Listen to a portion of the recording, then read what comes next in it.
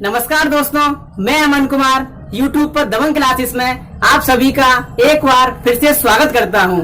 आज मैं लाया हूं इस वीडियो में आपके लिए एक और सिद्धांत जिससे कि एग्जाम में क्वेश्चन पूछ लिया जाता है। इससे पिछली वीडियो में मैंने दो सिद्धांत के बारे में बताया था। अगर आपने उन सिद्धांतों को नहीं देखा है तो नीचे डिस्क्रिप्शन बॉक्स में लिंक दे रखा है, आप वहां जाकर के उन सिद्धांतों को देख सकते हैं। तो चलिए शुरू करते हैं आज का सिद्धांत जिसका नाम है प्रबलन का सिद्धांत। इसमें हम जानेंगे कि प्रबलन का सिद्धांत क्या होता है, इस सिद्धांत के प्रतिपादक कौन थे और इस सिद्धांत में जो प्रयोग किया गया था वो किस पर किया गया था। इस सिद्धांत से हम बच्चों का विकास कैसे कर सकते हैं, उनके ज्ञान में वृद्धि कैसे कर सकते हैं, या फिर यह सिद्धांत बच्चों के विकास में किस प्रकार सहायक होता है। तो इन सब बातों को जानेंगे। तो चलिए शुरू करते हैं प्रबलन का सिद्धांत। इस सिद्धांत के प्रतिपादक थे CL हल। जो प्रबलन का सिद्धांत है उसके प्रतिपादक थे CL हल। CL हल का पूरा नाम है क्लार्क लियोनार्ड हल। जो CL हल है उनका पूरा नाम है क्लार्क लियोनार्ड हल। और इन्होंने जो प्रयोग किया था वो एक बंदर पर किया था जो कि 1915 में किया था। इन्होंने जो अपना प्रयोग किया था वो बंदर पर किया था जो कि 1915 में किया था। इनकी एक पुस्तक है जिसका नाम है प्रिंसिपल ऑफ बिहेवियर। जो इनकी पुस्तक है उसका नाम है प्रिंसिपल ऑफ बिहेवियर।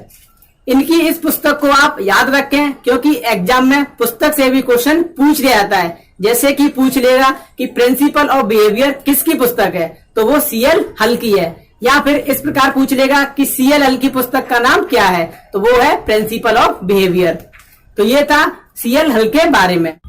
अब हम जानेंगे कि जो CL हल ने प्रबलन का सिद्धांत दिया था उसके अन्य नाम क्या है। तो चलिए देखते हैं अन्य नाम।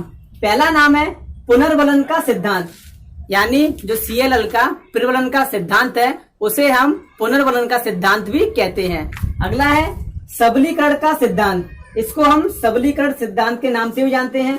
अगला है क्रमबद्ध अधिगम का सिद्धांत, इसको हम क्रमबद्ध अधिगम के सिद्धांत के नाम से भी जानते हैं। अगला है सतत अधिगम का सिद्धांत, इसे हम सतत अधिगम सिद्धांत के नाम से भी जानते हैं। और अगला है यथार्थ अधिगम का सिद्धांत, जो अगला नाम है वो है यथार्थ अधिगम का सिद्धांत। तो आप इस सिद्धांत के अन्य नामों को भी याद रखें क्योंकि इससे भी एग्जाम में क्वेश्चन पूछ लिया जाता है। अब हम जानेंगे इस सिद्धांत का अर्थ कि इस सिद्धांत का अर्थ क्या है।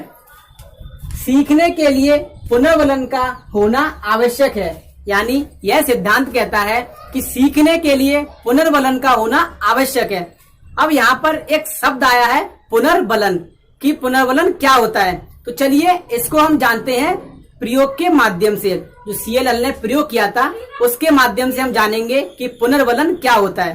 तो CL हल ने अपना प्रयोग बंदर पर किया था। तो इन्होंने क्या किया कि बंदर को एक पिंजरे में बंद कर दिया और जो पिंजरे का दरवाजा था वो एक लीवर के दबने से खुलता था। जैसे लीवर पर पैर रखते थे खटके की आवाज होती थी और दरवाजा खुल जाता था। तो इन्होंने बंदर को पिंजरे में बंद कर दिया और उसके सामने भोजन को रख दिया।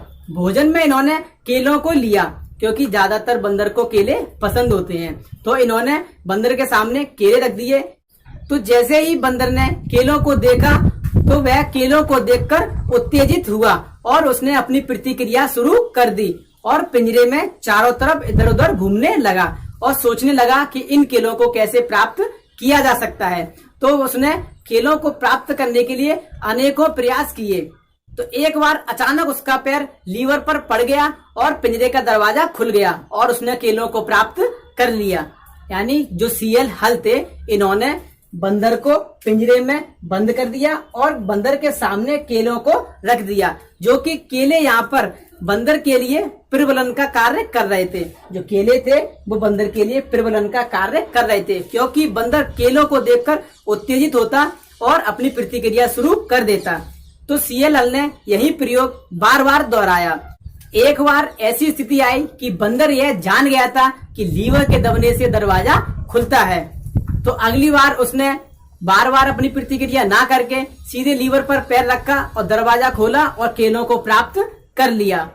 तो अब आप यहाँ पर समझ चुके होंगे कि पुनर्बलन क्या होता है। अगर नहीं समझे हैं तो चलिए दोबारा देख लेते हैं।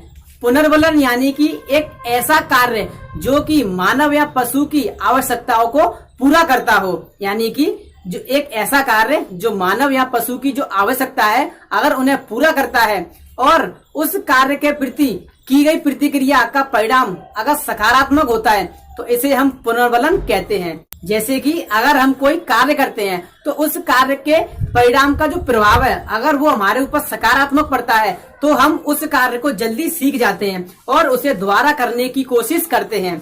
यानी जो कार्य है अगर उसका जो परिणाम आ रहा है, जो प्रभाव है वो अगर हमारे ऊपर सकारात्मक पड़ रहा है, यानी कि उससे हमें उस कार्य से हमें कुछ सीखने के लिए मिलता जा रहा है, धीरे धीरे हम आगे बढ़ते जा रहे हैं तो हम उसे जल्दी जल्दी सीख जाते हैं और आगे बढ़ते जाते हैं। अगर उस परिणाम का प्रभाव हमारे ऊपर सकारात्मक नहीं पड़ेगा तो हम उसे करने के लिए इच्छुक नहीं रहते हैं, यानी एक लगन, वो जो लगन होती है वो नहीं रहती है, क्योंकि उसका जो परिणाम है वो नकारात्मक निकल के आ रहा है। अब जैसे कोई छोटा बच्चा है, उसे हमने कोई कार्य करने के लिए दिया, अगर उस कार्य के जो परिणाम है उसका प्रभाव बच्चे के ऊपर अच्छा पड़ता है तो बच्चा उसे सीखने के लिए इच्छुक रहता है और धीरे धीरे करके वह सीख जाता है, क्योंकि जो उसका परिणाम का प्रभाव है वो उसके ऊपर अच्छा पड़ रहा है, यानी उसे पुनर्वलन मिलता जा रहा है तो वह उस कार्य को सीखने के लिए इच्छुक रहता है और आगे धीरे धीरे करके वह सीख जाता है।